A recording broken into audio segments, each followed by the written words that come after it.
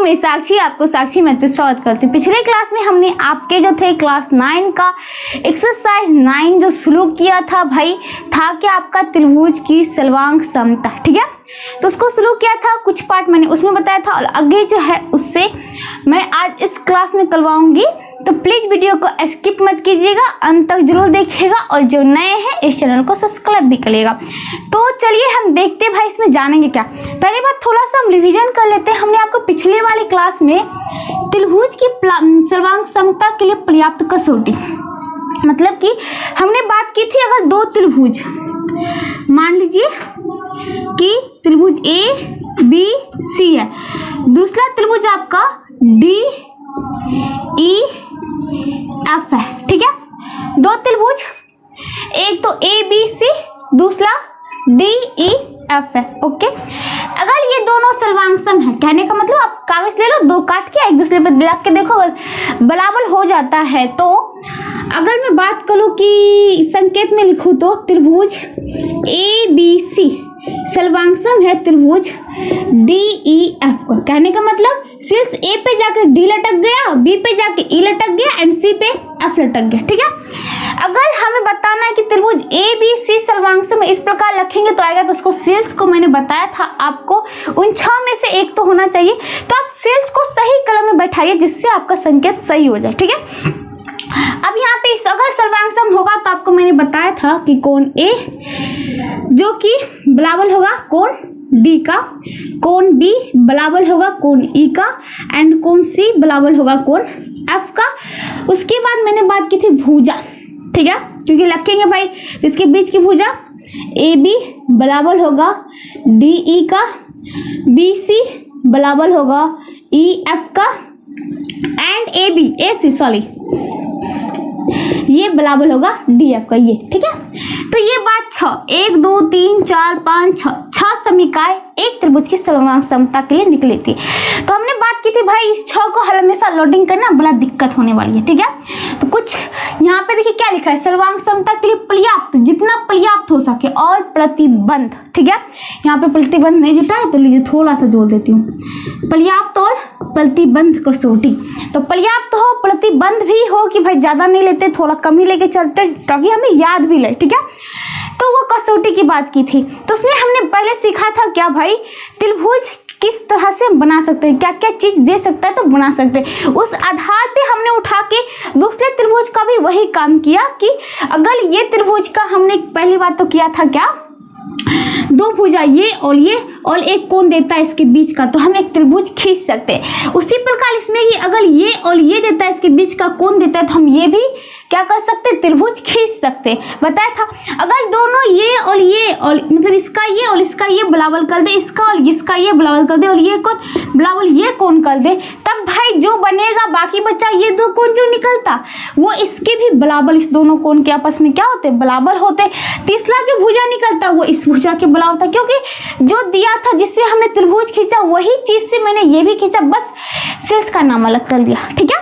तो इस प्रकार से तो यहाँ पे बात करते, जो हमने यहाँ पे बात की थी कि दो भुजा और उनके बीच का कोण दिया रहता है तो हम त्रिभुज खींचते। अगर हमने त्रिभुज खींच ही लिया भाई, दो भुजा देखिए, दो भुजा ये और इसके बीच का कोण दिया था तो हमने भुजा, पहली बात तो देखिए बीसी भुजा दिया होगा तो भुजा खींचेंगे नीचे वाला, उसके बाद कोण दिया होगा तो कोण बनाएंगे एंड जिस पे कोण बनाएंगे वहां से मान लीजिए कि आपका ए बी और सी, ए सी दिया तो काट के यहाँ पे इसको ऐसे मिलाते हैं। तो इस प्रकार से दो भुजा और एक बीच उसके बीच का कोण से हमने त्रिभुज बनाया, यही बात मान लीजिए। और डी ई आपको दिया हुआ है और यहाँ पे आपका एक कोण दिया हुआ है जो कि कोण खींचा और यहाँ पे डी एफ दिया हुआ है, आप इसे काटे ऐसे बना दिया, ठीक है। तो यहाँ पे बात होती है क्या, ये दोनों त्रिभुज आपका सर्वांग सम हो गया। अब सर्वांग सम हो गया भाई, मतलब ये कोण बराबर आपको यही कोण दिया था, ये जितना भुजा था वही ये दिया था और ये दिया था, ठीक है। तो जब ऐसा होता है तो आप इसका नाम लिख सकते हैं भाई, इतना बड़ा लिखना जरूरी होगा कि जब दो भुजा और इसके बीच का कोण रहे से ये सर्वांग समता है। अगर ऐसे लिखे तो बड़ा दिक्कत होगा भाई।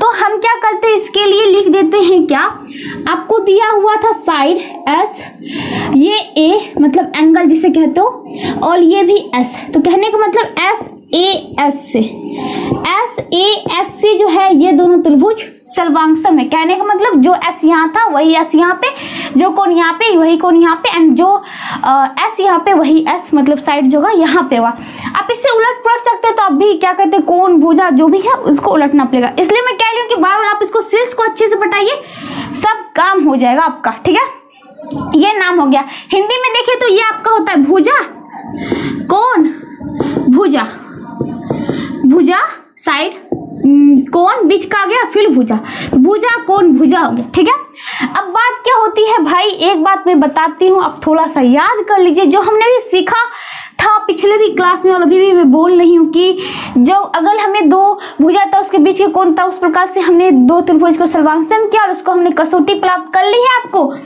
कसौटी, एक कसौटी मिल गया, मतलब कि एक त्रिभुज खींचने के लिए तीन चीज, और इस तीन चीज से हमने दो त्रिभुज को सर्वांगसमता कर दी। ठीक है, तो SAS जो ये आपका जो कसौटी निकला, ये एक अभिगृहित है। कहने का मतलब आप इसे सिद्ध नहीं कर सकते, आपको याद करना होगा कि SAS से अगर कोई त्रिभुज को सर्वांगसम कर रहा है तो ये एक अभिगृहित है,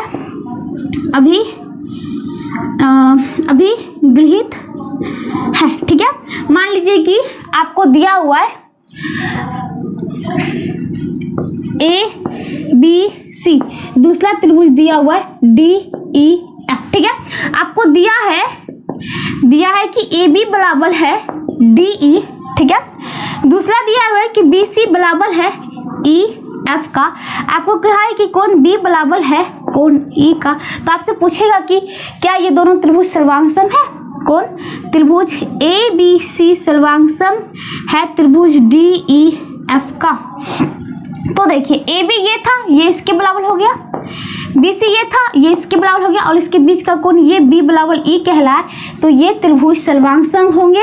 किससे? SAS कसौटी से, और ये आपका अभिगृहित है और आप इसे सिद्ध नहीं कर सकते। ठीक है, अगर आपको इस तरह से देता है तो आपसे पूछे कि कौन सा कोण किसके बराबर है, तो कोण A बराबर होगा कोण D का, B बराबर होगा कोण E का, कोण C बराबर होगा कोण F का, और इसके बीच का भुजा करके बराबर कर सकते। ठीक है, तो इस प्रकार से दूसरी बात हमने सीखा था, चलो एक त्रिभुज बनाना सीखा तो हमें एगो पर्याप्त कसौटी मिल गई, और वो हमारा निकला क्या? एक अभिगृहित है, जो कि हमें याद करना पड़ा। ठीक है, कोई बात नहीं, याद तो हो ही गया भाई, इतना बार बोला हूँ। दूसरा हमने सीखा था कल के ही क्लास में, क्या? दो कोण और उसके बीच की भुजा अगर दिया हो तो, जैसे कि मान लीजिए आपको दो कोण दिया हुआ, दिखाती हूँ मैं।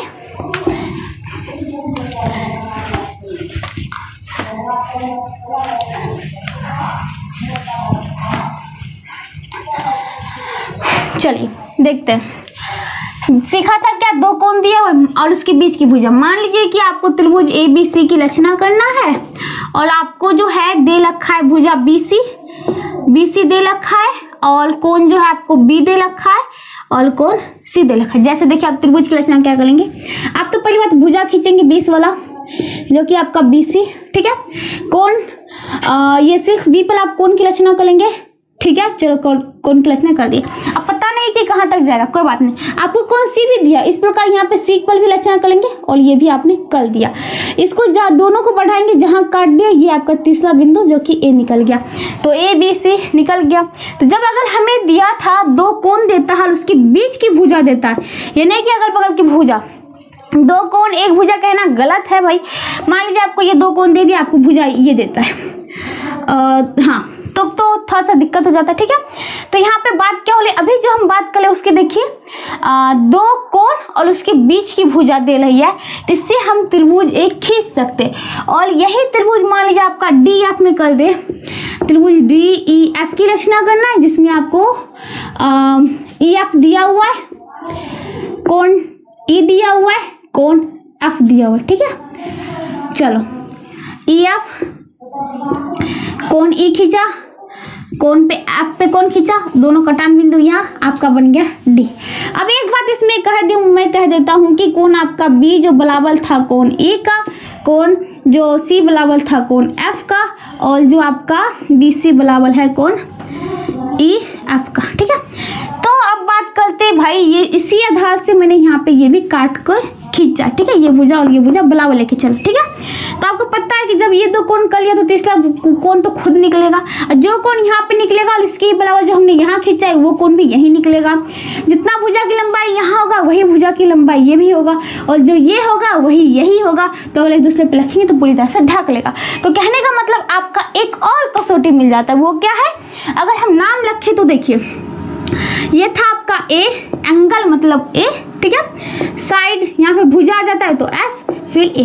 कहने का मतलब एंगल, साइड, एंगल। हिंदी में कहे तो कोण, भुजा, कोण।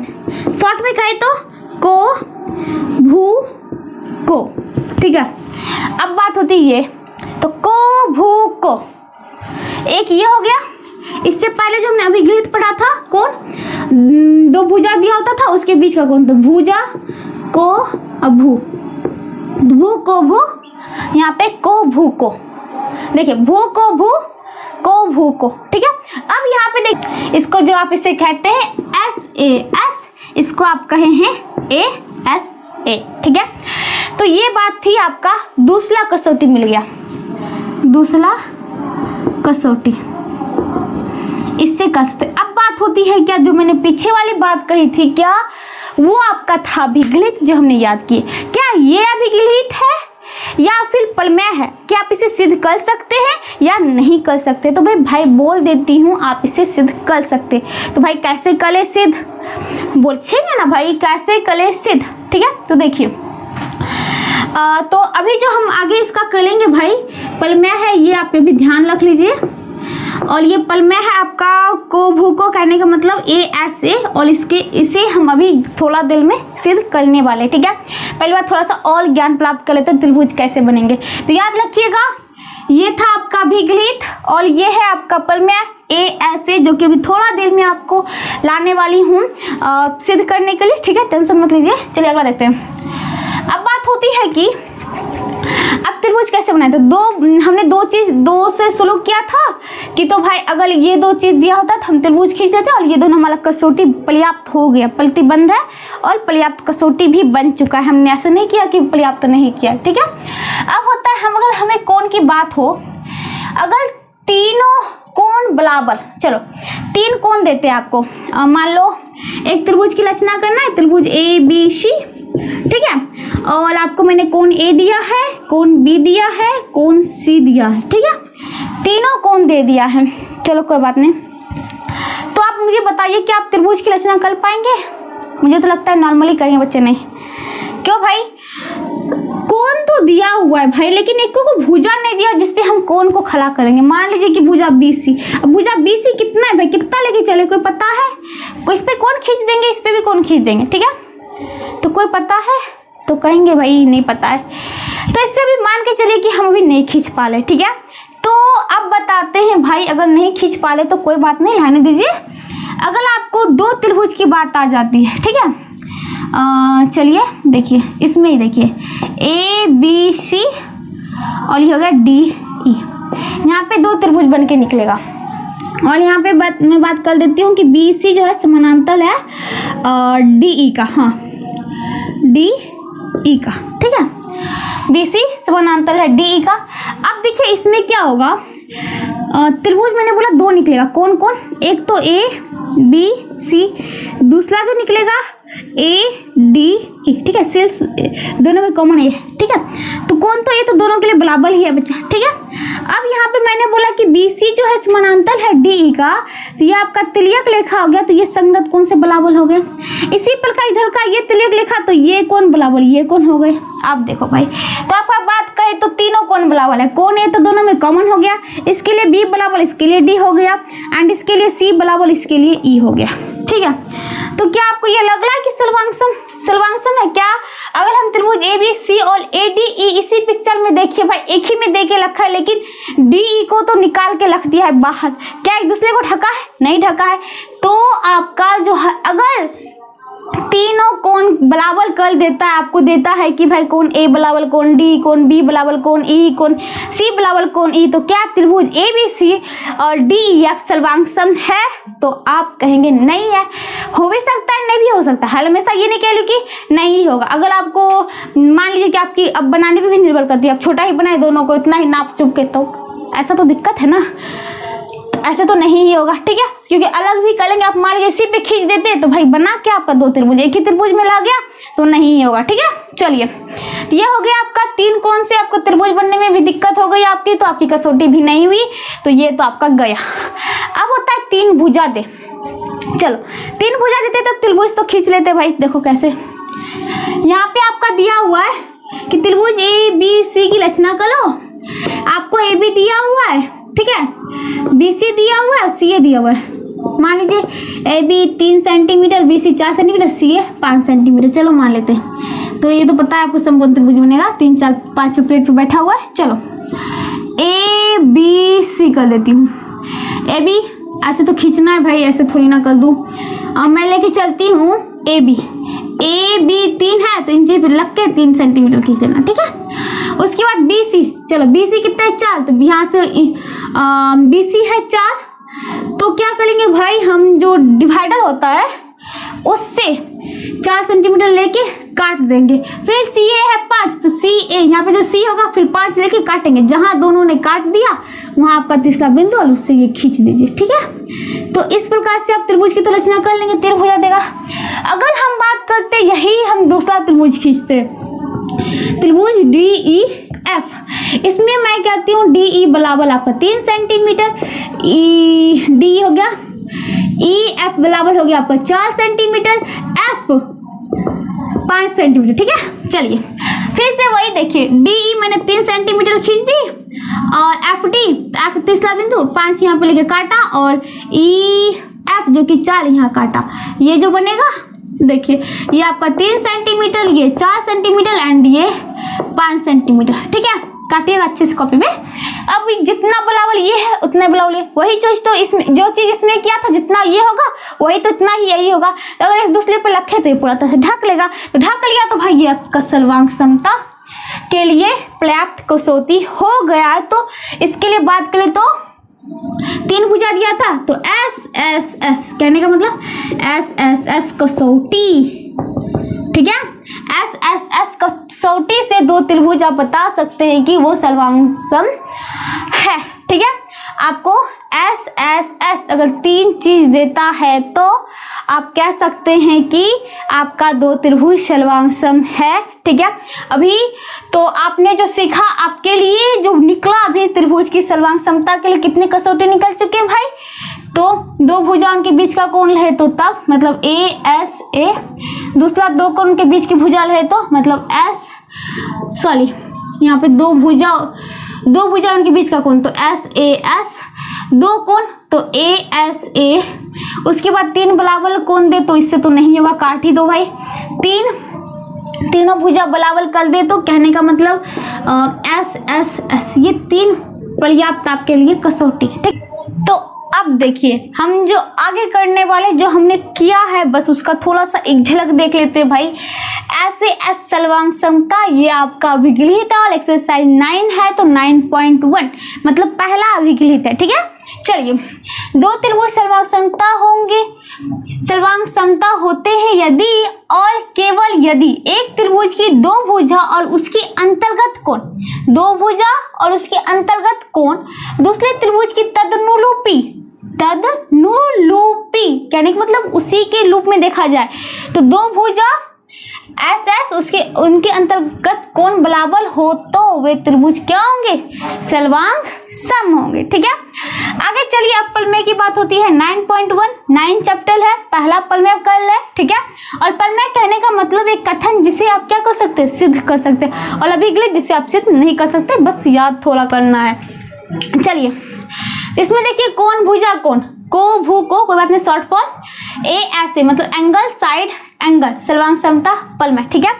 आपको एक प्यारा सा कथन है, यदि एक त्रिभुज की 2 कोण, यदि एक त्रिभुज की 2 कोण और उनकी अंतरित भुजा, मान लीजिए ये 2 कोण बी और सी की इसकी अंतरित भुजा ये क्रमशः दूसरे त्रिभुज के दो संगत कोण मान लीजिए ये और ये, मतलब ये बराबर ये और ये बराबर ये, ठीक है। संगत कोण के अंतरित भुजा मतलब ये के बराबर हो, मतलब ये कोण बराबर ये कोण, ये भुजा बराबर ये भुजा और ये कोण बराबर ये कोण, तो ये त्रिभुज जो होंगे सर्वांग समता होंगे। ये आपका कथन है, ये मैंने आपको पिक्चर में बताया कि क्या कहना चला, ठीक है। तो चलिए बात सिंपल, दो कोण उनके बीच की भुजा, दूसरे त्रिभुज के दो कोण उनके बीच की भुजा संगत भुजा की बात हो रही है, ठीक है। अगर बराबर होती है तो क्या होगी, वो दोनों त्रिभुज सर्वांग सम होगी। जैसे कि यहाँ पे देखिए मैंने दो त्रिभुज लिया A B C D E F, आपको दिया हुआ है कि कोण बी बराबर कोण ई है और कोण सी बराबर कोण एफ है और बी सी बराबर ई एफ है, ये आपका बन गया। देखिए डी दिया है कोण बी बराबर कोण ई, कोण सी बराबर कोण एफ, बी सी बराबर बी सी भुजा बराबर ई एफ, ठीक है। सिद्ध करना है आपको त्रिभुज एबीसी, मैंने देखिए सेल्स को अच्छे से बैठाया है, सर्वांग सम होंगे, ये आपका प्यारा सा चिन्ह लग गया सर्वांग सम। त्रिभुज डी ई एफ का, तो डी ई एफ, तो देखिए बी के बराबर था ई, तो बी के जगह बीच में है, इस दोनों के बीच में लिखा ई, एफ देखिए सी बराबर दिया हुआ है तो मैंने यहाँ पे लिखा, आपको सिद्ध करना है, ठीक है, कोई बात नहीं। चलिए अब प्रमाण देते हैं। प्रमाण में बात करते हैं भाई, हमने पढ़ा था अभी जस्ट एक अभिगलित ऐसे एस का, कहने का मतलब दो भुजा उसके बीच का कोण का। मान लीजिए कि अगर मैं इसकी ये भुजा और इसकी ये भुजा को बराबर कर देती हूँ, ठीक है, तो आपका ये भुजा और ये भुजा तो आपस में पहले से बराबर दिया और ये कोण तो दे रखा है, या फिर इसको ना करके इधर का कर दूं, ये कर दूं, तो ये दो भुजा हो गया उसके बीच का कोण, तो ये मैं अभी गृहित से क्या कर सकता हूँ, सर्वांग समता कर सकता हूँ। तो अब बात क्या होती है भाई, आपको ये बोला ही नहीं क्या, आपको तो सिद्ध करना है क्या, त्रिभुज एबीसी जो है सर्वांग सम है डीएफ का। तो आपको जो है मान लीजिए कि एबी जो है, एबी की तीन स्थिति हो सकती है, या तो डीई से बड़ी होगी, या तो छोटी होगी, या फिर बराबर होगी। तो चलिए प्रमाण में बात करते हैं। त्रिभुज ए बी सी में जो भुजा एबी जो है एबी, त्रिभुज डी ई एफ में डीई, आप इस साइड से भी कर सकते हैं भाई, तब भी दो भुजा उसके बीच की कोण की बात आ जाएगी, ठीक है। डीई जो होगी या तो बराबर होगी, या बराबर, या छोटी, या फिर बड़ी।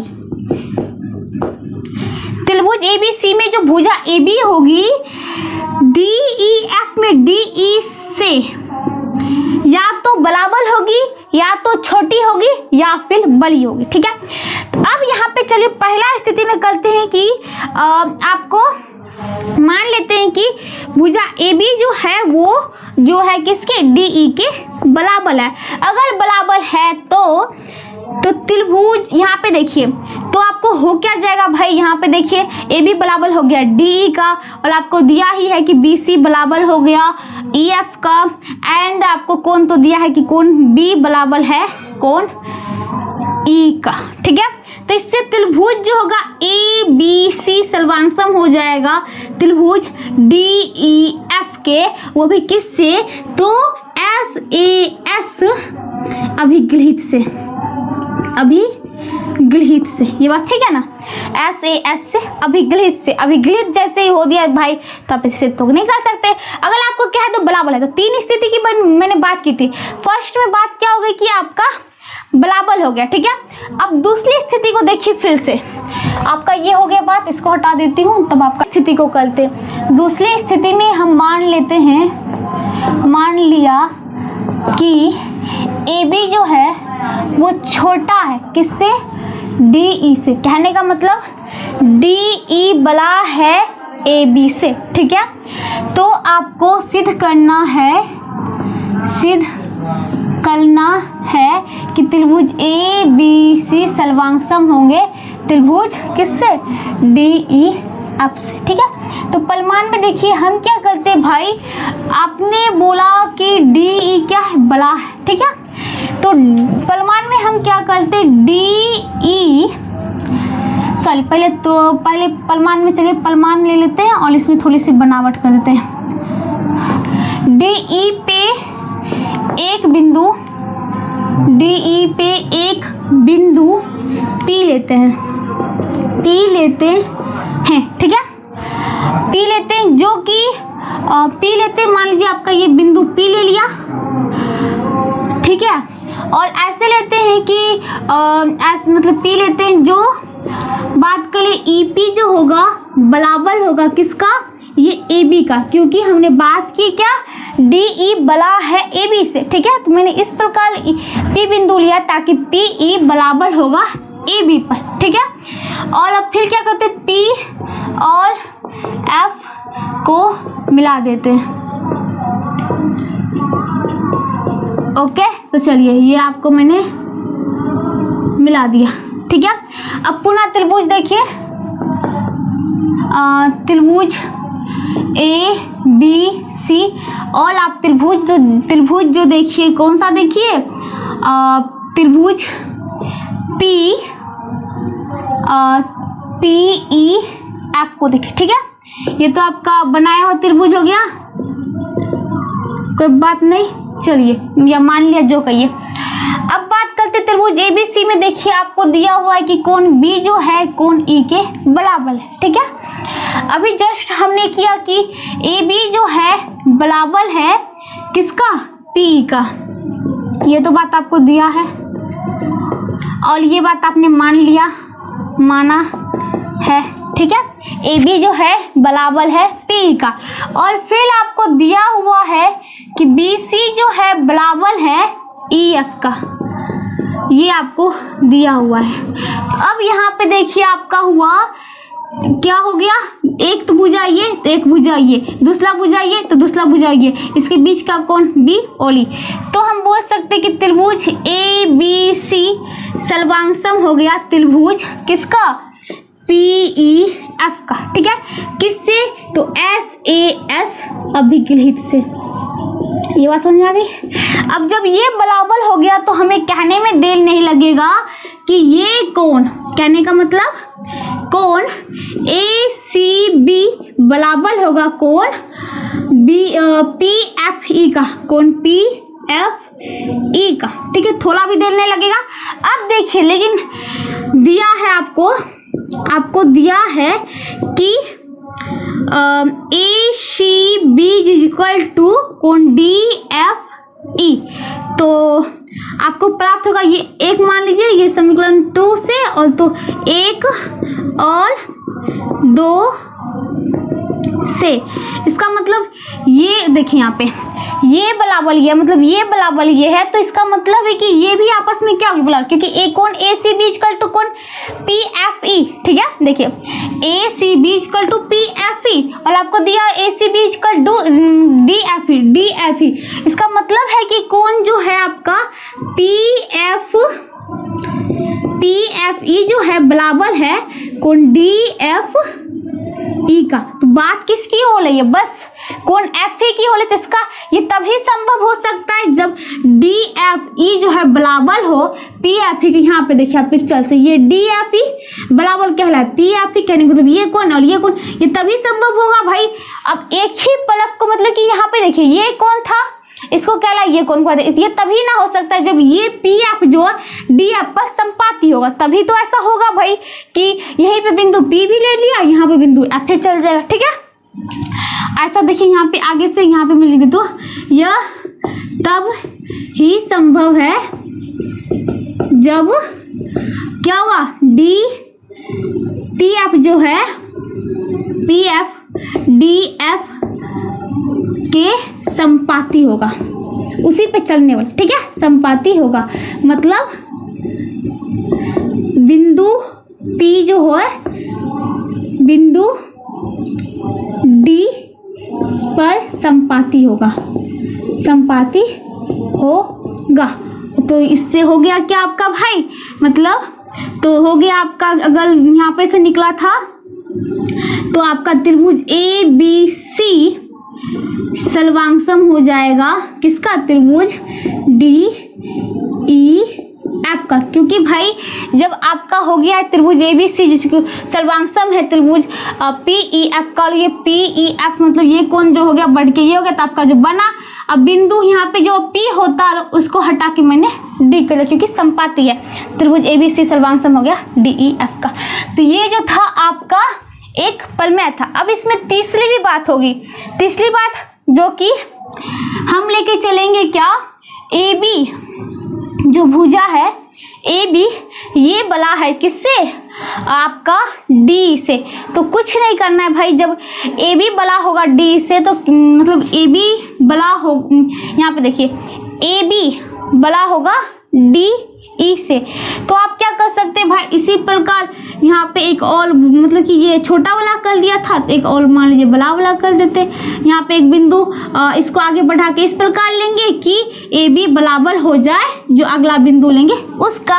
तो इसी प्रकार से जैसे हमने दूसरी स्थिति को सॉल्व की उसी प्रकार से हम तीसरा भी स्थिति को सॉल्व कर सकते हैं। बस आप क्या करिए, इसको मतलब कि D को बढ़ा के एक बिंदु मान लीजिए Q है तो वहां तक ले जाए। इस प्रकार लीजिए कि EQ बराबर हो जाए AB का। फिर जब आपका ये बराबर हो गया, ये नीचे का बराबर ही, ये कोण तो दिया ही बराबर, फिर से वही बात, ऐसे ऐसे आपका त्रिभुज सर्वांग सम हो गया। और तो ये कोण बराबर ये कोण आपको दिया, ये कोण बराबर ये कोण, तो उसी प्रकार सेम टू दिस यही कहानी होगा। बस आप यहाँ पे बीच में ले, आप इसको बढ़ा के लंबा कर दीजिए, आप इस दोनों त्रिभुज से कंपेयर कर लिए, फिर वही कहानी हो जाएगा। ठीक है, तो इसी के साथ आपका ये प्रमेय खत्म होता है। आपका जो है ये प्रमेय नंबर 9.1 मतलब कि 9वां चैप्टर का पहला प्रमेय था वो खत्म होता है। अगले क्लास में आगे का प्रमेय बताऊंगी, तब तक जुड़े रहिएगा। अगर वीडियो पसंद आए तो लाइक जरूर करना। तब तक के लिए बाय बाय।